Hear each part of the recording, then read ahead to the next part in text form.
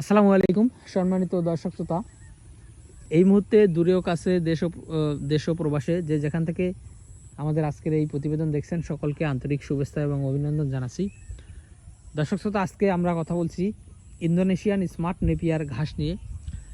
আপনারা গরু মহিষ কিংবা ছাগল গারল বেড়া কিংবা যে কোনো গবাদি পশুর খামারই আপনারা করেন না কেন, খামারে গরু মহিষ কিংবা গবাদি পশু উঠানোর 2.5 মাস আগে আপনারা আপনাদের জমিতে যদি কাঁচা ঘাস রোপণ করেন, তারপরে কিন্তু আপনার খামার পরিচালনা করার জন্য বা খামার পরিচালনা করতে অনেকটাই সহজ হয়ে যাবে। তার কারণ হলো বর্তমান বাংলাদেশে দানাদার খাদ্যের অনেক বেশি দাম। এই দানাদার খাদ্য দিয়ে গরু মহিষ লালন পালন করে বছর শেষে কিন্তু লাভের মুখ দেখা সম্ভব হয় না। আর আরেকটি বিষয় হলো বর্তমানে আপনার অনেকেই সাইলেজ কিনে খাওয়াচ্ছেন। দর্শক শ্রোতা, 1 কেজি সাইলেসের দাম প্রায় 12 টাকা বা 10 টাকা বা 11 টাকা এরকম পড়ে 1 কেজি সাইলেস। আর 1 কেজি খড়, দানার যে খড়টা রয়েছে ওই খড়ের দামও 8 থেকে 10 টাকা পড়ে যায়। আর অনেকে টিএমআর বানিয়ে খাওয়ান। দর্শক, অনেকে টিএমআর সম্পর্কে জানেন না, টিএমআর সম্পর্কে হয়তো নাই বললাম। সাইলেস এবং খড় এবং দানাদার এই 3টা জিনিসই অনেকে কিনে খাওয়ান।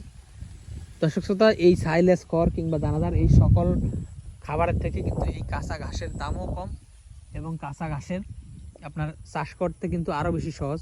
দর্শক শ্রোতা, আমরা এই কাঁচা ঘাসগুলি কেজি হিসেবে বিক্রি করে থাকি 5 টাকা 6 টাকায় কেজি হিসেবে বিক্রি করি।